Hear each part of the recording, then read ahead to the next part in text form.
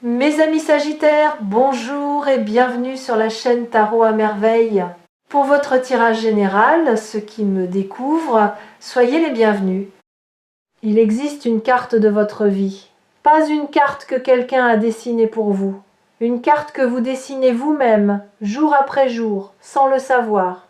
Chaque décision est un trait, chaque rencontre est un point, chaque épreuve est un relief. Et cette carte, si vous pouviez la voir d'en haut, si vous pouviez prendre suffisamment de recul pour embrasser l'ensemble au lieu de fixer le détail du jour, cette carte révélerait quelque chose de stupéfiant, un motif, un dessin cohérent, une direction que vous suivez depuis le début sans jamais l'avoir choisie consciemment. Aujourd'hui, le destin vous tend cette vue d'en haut. Et ce que vous allez voir va tout changer.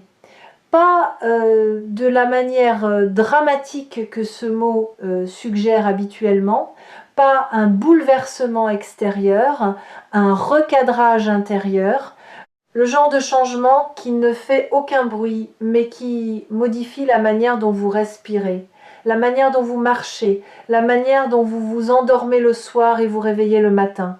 Le genre de changement après lequel rien ne sera plus exactement pareil, même si tout en surface semble identique. Commençons par le premier point sur la carte. Il se situe dans votre passé lointain, un moment que vous considérez probablement comme banal ou malheureux, un moment dont vous ne parlez jamais parce qu'il vous semble insignifiant ou parce qu'il vous fait encore mal. Ce moment, c'est la première fois où vous avez senti que vous ne rentriez pas dans le moule. Pas de manière spectaculaire, de manière subtile, un décalage entre ce que vous ressentiez et ce que les autres semblaient ressentir. Un écart entre votre perception du monde et celle qui était considérée comme normale.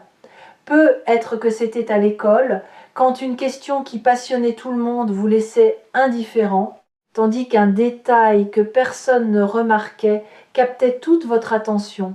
Peut être que c'était dans votre famille, quand vous perceviez des tensions que les adultes faisaient semblant de ne pas voir. Peut être que c'était dans un groupe d'amis, quand la conversation glissait sur des sujets qui ne vous touchaient pas et que vous vous demandiez, avec une solitude discrète, si quelque chose n'allait pas chez vous.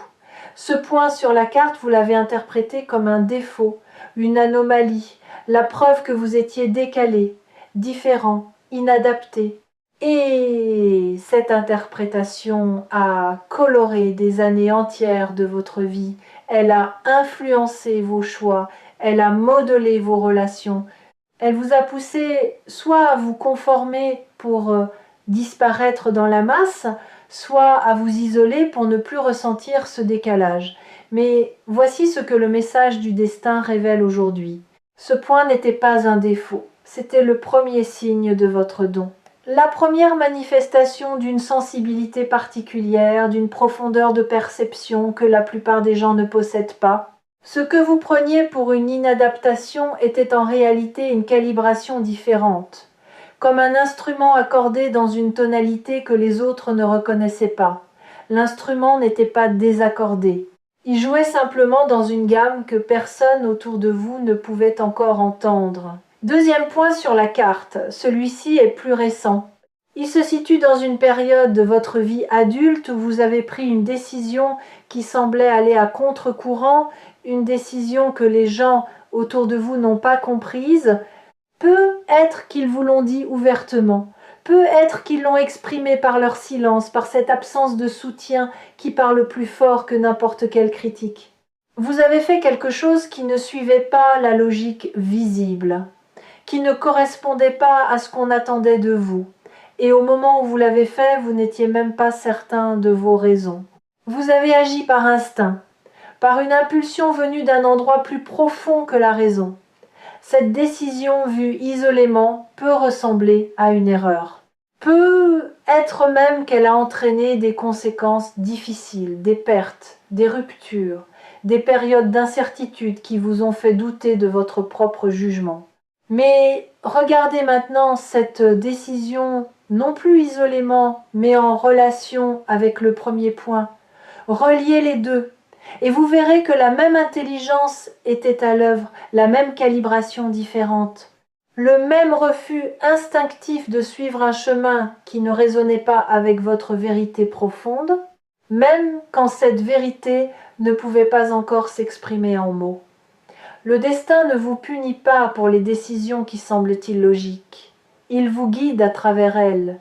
Chaque fois que vous avez suivi votre instinct contre la logique apparente, vous ne vous éloignez pas de votre chemin, vous y reveniez, vous corrigiez une déviation imposée par les attentes des autres. Et le prix que vous avez payé pour ces corrections, l'incompréhension, la solitude, le doute, n'était pas une punition, c'était le péage. Le coût inévitable de l'authenticité dans un monde qui récompense la conformité. Troisième point. Celui-ci est le plus récent, il se situe dans les dernières semaines. C'est un sentiment, pas un événement. Un sentiment diffus mais persistant que quelque chose approche, que les pièces du puzzle bougent, que l'air autour de vous a changé de densité. Vous ne pouvez pas le prouver, vous ne pouvez pas le montrer à quelqu'un en disant « Regarde, tu vois », mais vous le sentez dans votre ventre, dans votre poitrine. Dans ces moments de veille nocturne où le silence est si profond que vous pouvez entendre le murmure de votre propre devenir, ce sentiment est le troisième point. Et c'est maintenant que nous allons relier les trois. Prenez du recul. Montez en altitude. Regardez ces trois points depuis une perspective que vous n'avez jamais eue. Le décalage de l'enfance, la décision instinctive de l'âge adulte, le pressentiment du présent. Trois points sur la carte de votre vie. Et quand vous les reliez, quand vous tracez une ligne entre eux, un motif apparaît. Ce motif a une forme, et cette forme est une flèche qui pointe dans une direction précise, la direction de votre vérité, pas celle que les autres ont définie pour vous, pas celle que la société considère comme acceptable, votre vérité à vous, celle qui pulse dans votre sang, celle qui bat dans votre cœur à un rythme que personne d'autre ne partage. Et cette vérité, le message urgent du destin est le suivant. Il est temps de la vivre, plus de la cacher, plus de la reporter, plus de la négocier avec ceux qui ne peuvent pas la comprendre. Il est temps, je sais ce que vous pensez. Vous pensez que c'est facile à dire, que vivre sa vérité est un luxe réservé à ceux qui n'ont pas de facture à payer, de responsabilité à assumer, de personnes à ne pas décevoir. Et je comprends cette pensée. Elle est raisonnable, elle est logique. Elle est aussi le barrage le plus efficace que votre mental ait jamais construit pour empêcher votre cœur de prendre les commandes. Mais voici ce que votre mental ne sait pas. Vivre sa vérité ne signifie pas tout quitter, ne signifie pas brûler les ponts, ne signifie pas devenir irresponsable ou égoïste. Vivre sa vérité, c'est un ajustement fin, subtil. C'est dire non quand tout en vous crie non, même si le monde attend un oui. C'est consacrer 1 heure par jour à ce qui vous fait vibrer au lieu de remplir chaque minute avec les urgences des autres. C'est cesser de vous excuser d'être qui vous êtes et commencer à vous en réjouir. Ces ajustements sont petits en apparence, mais cumulés jour après jour, ils changent la trajectoire. Comme un bateau qui modifie son cap d'1 degré et qui, 1000 kilomètres plus loin, se retrouve sur un continent entièrement différent. Et laissez-moi vous dire quelque chose sur ce degré de différence. Il est invisible au début. Le jour où vous commencez à dire non à ce qui ne vous correspond pas, personne ne le remarque. Le jour où vous consacrez 30 minutes à écrire, à peindre, à rêver, à marcher en silence, personne ne félicite cette décision. Personne ne la comprend. Parce que le monde est habitué à votre ancienne fréquence. Il attend de vous ce que vous avez toujours donné. Et quand vous commencez à donner quelque chose de différent, la première réaction n'est pas l'applaudissement, c'est la perplexité, parfois la résistance, parfois même le reproche, habillé en inquiétude. Tu vas bien? Tu es sûr de toi? Ce n'est pas un peu risqué? Ne vous laissez pas freiner par ces réactions, elles sont normales. Elles sont la friction inévitable entre l'ancien mouvement et le nouveau. Et cette friction, aussi inconfortable soit-elle, est la preuve que quelque chose bouge vraiment. Pas en imagination, en réalité. Dans le tissu même de votre quotidien. Les choses qui ne frottent pas ne changent pas et vous êtes en train de changer profondément, authentiquement, irréversiblement. Si cette vidéo s'est présentée à vous sur Tarot à merveille, ce n'est pas un hasard algorithmique, c'est un rendez-vous que votre destin a pris avec votre conscience. Et le fait que vous soyez encore là, encore en train d'écouter, est la preuve que votre conscience a accepté l'invitation. Revenons à la carte. Il y a d'autres points que nous n'avons pas encore reliés, des points que vous avez peu être oubliés ou que vous n'avez jamais considérés comme significatifs, des moments de grâce minuscules, un sourire échangé avec un inconnu qui a illuminé une journée entière, un livre ouvert au hasard à la page exacte qui contenait les mots dont vous aviez besoin, un retard, un imprévu, un contretemps, qui vous a mis sur le chemin de quelque chose d'inattendu et de précieux. Ces moments, vous les avez classés sous la rubrique coïncidence. Mais les coïncidences n'existent pas sur une carte de destin, il n'y a que des coordonnées. Et chaque coordonnée est placée avec une précision qui dépasse votre entendement. Quand vous reliez ces points supplémentaires au motif principal, la flèche devient plus claire, la direction plus nette. Et vous commencez à voir que votre vie, malgré ses apparences chaotiques, malgré ses détours et ses impasses, suit un courant souterrain d'une cohérence remarquable. Tout ce qui vous est arrivé vous a préparé. Pour ce qui arrive maintenant, chaque épreuve a renforcé un muscle dont vous aurez besoin. Chaque perte a créé un espace qui sera rempli.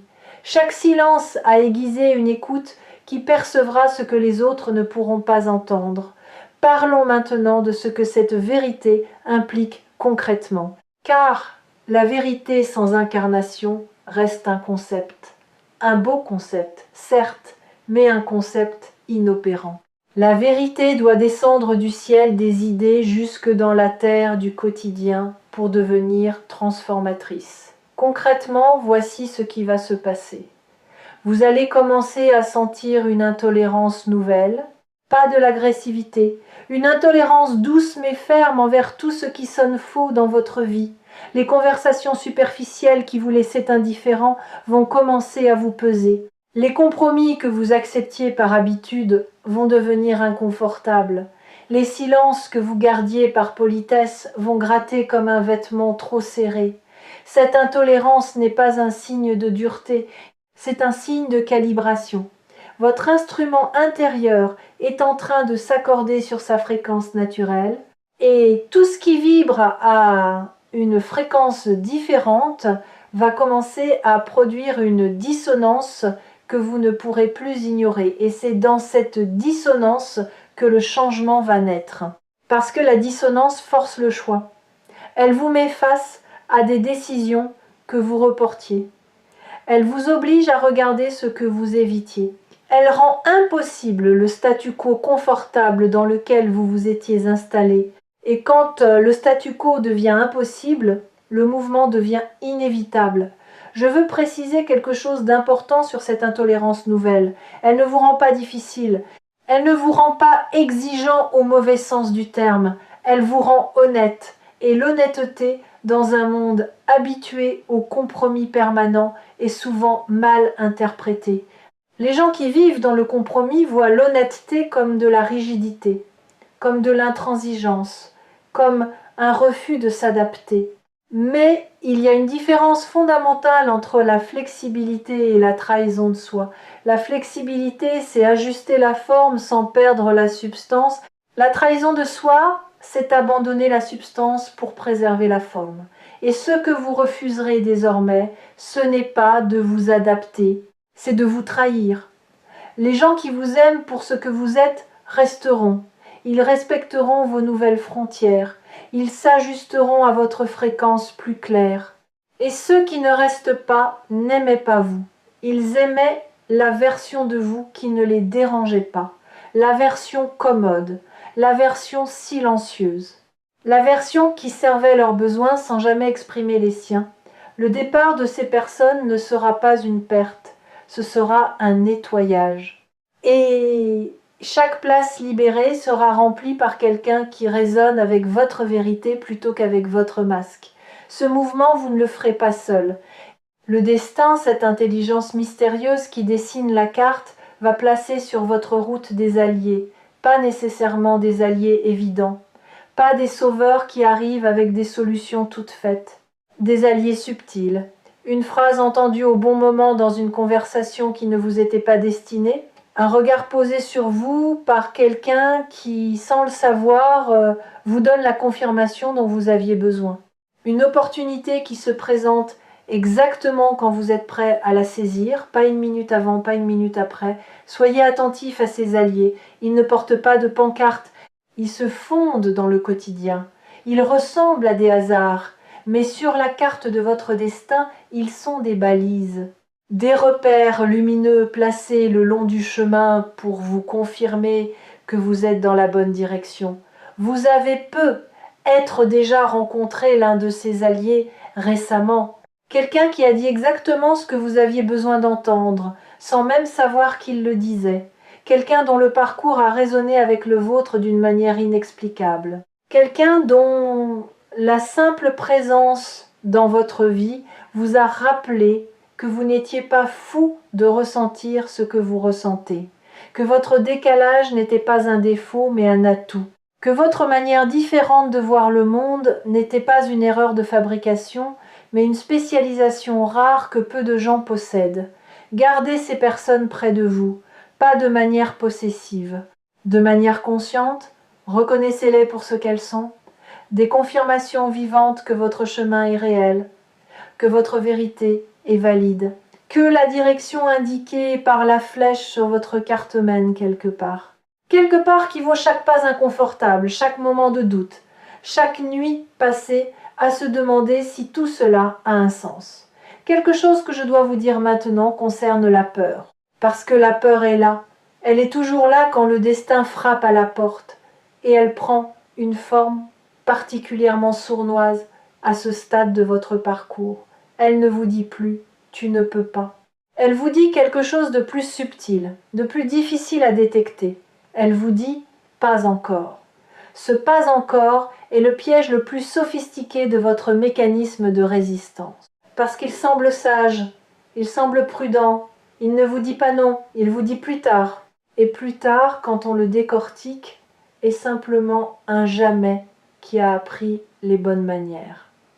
Le message du destin est sans ambiguïté sur ce point. Le temps du pas encore est révolu.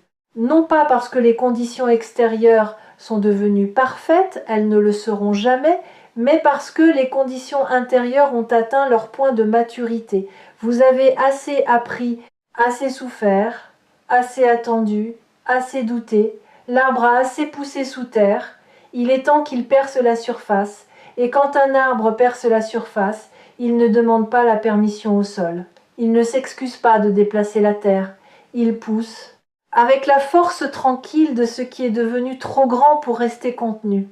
Les messages partagés ici sur Tarot à merveille portent souvent cette tension entre la patience et l'urgence, entre le respect du timing et le refus de la procrastination. Et aujourd'hui, la balance penche clairement du côté de l'action, pas l'action frénétique, l'action alignée. L'action qui naît du silence intérieur plutôt que du bruit extérieur, l'action qui ne cherche pas à prouver quoi que ce soit à qui que ce soit, mais qui répond à un appel si profond qu'y résister devient plus douloureux que d'y répondre. Il y a un aspect du message du destin que je n'ai pas encore abordé. Le plus intime peut être. Il concerne le rapport que vous entretenez avec le temps.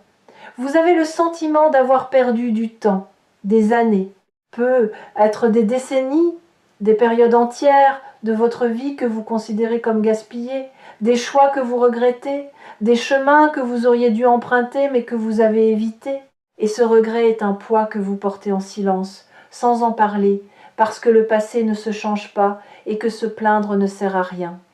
Le message du destin a une réponse à ce regret. Et cette réponse va peut-être vous surprendre. Rien n'a été perdu, pas une minute, pas une heure, pas une année, Le temps que vous considérez comme gaspillé était en réalité du temps d'incubation. Comme la terre en hiver, qui semble morte alors qu'elle travaille dans l'invisible, préparant les conditions du prochain printemps. Vos années de doute étaient du temps de maturation. Vos années d'errance étaient du temps d'exploration. Vos années de stagnation apparente étaient du temps de consolidation, pendant lequel vos fondations intérieures se renforçaient en silence pour supporter le poids de ce qui vient. Il y a une image que j'aimerais partager avec vous. Imaginez un archer qui bande son arc. Plus il tire la corde vers l'arrière, plus la tension est forte, plus l'attente est longue, plus le bras tremble. Et pour un observateur qui ne comprendrait pas le tir à l'arc, ce mouvement vers l'arrière ressemblerait à un recul, à une régression. Pourquoi recules-tu alors que ta cible est devant? Mais l'archer sait. Il sait que l'attention est nécessaire, que le recul apparent est la condition de la propulsion, que plus la corde est tirée, plus la flèche ira loin. Vos années de tension, vos années de recul apparent étaient la corde qui se tendait, et le moment de la libération approche. La flèche va partir, et elle ira exactement là où elle doit aller. Pas où vous l'aviez planifié, où votre destin l'a visé, rien n'est perdu. Tout est investi et le retour sur investissement arrive maintenant, pas sous la forme que vous attendiez, sous une forme meilleure, plus adaptée, plus juste, plus profondément alignée avec la personne que toutes ces années ont façonnée. Regardez votre carte une dernière fois, voyez tous les points, tous les traits, tous les reliefs, les montagnes que vous avez escaladées, les vallées que vous avez traversées, les rivières que vous avez remontées à contre-courant, et voyez la flèche, la direction, ce vers quoi tout converge. Ce vers quoi tout converge, c'est un point que vous n'avez pas encore atteint, un point qui se situe juste devant vous, si proche que vous pourriez presque le toucher. Et ce point, quand vous l'atteindrez, ne sera pas une destination finale, ce sera un belvédère. Un point d'observation depuis lequel vous pourrez enfin voir l'ensemble de votre parcours et comprendre avec une clarté qui coupe le souffle que tout avait un sens, que chaque détour était un raccourci déguisé, que chaque perte était un gain travesti, que chaque non que la vie vous a opposé était la protection d'un oui infiniment plus grand qui attendait son heure, et que le chaos que vous perceviez n'était du chaos que vu d'en bas. Vu d'en haut depuis ce belvédère, c'est un chef-d'œuvre, votre chef-d'œuvre, peint avec des couleurs que vous n'auriez jamais choisies, mais qui ensemble créent une harmonie que vous n'auriez jamais pu imaginer. Cette heure est venue, le destin ne demande pas grand-chose, il ne demande pas que vous soyez courageux, il sait que vous l'êtes déjà, chaque jour, dans des gestes que personne ne voit. Il ne demande pas que vous soyez prêt. Personne n'est jamais prêt pour ce qui le dépasse. Il demande simplement que vous soyez disponible, que vous disiez, avec la voix tremblante de celui qui ne comprend pas tout, mais qui fait confiance quand même, « D'accord, j'écoute, je suis là, montre-moi. » Et le destin montrera, pas avec des feux d'artifice, avec des évidences si simples, si lumineuses, si indiscutablement vraies que vous vous demanderez comment vous avez pu les manquer pendant toutes ces années.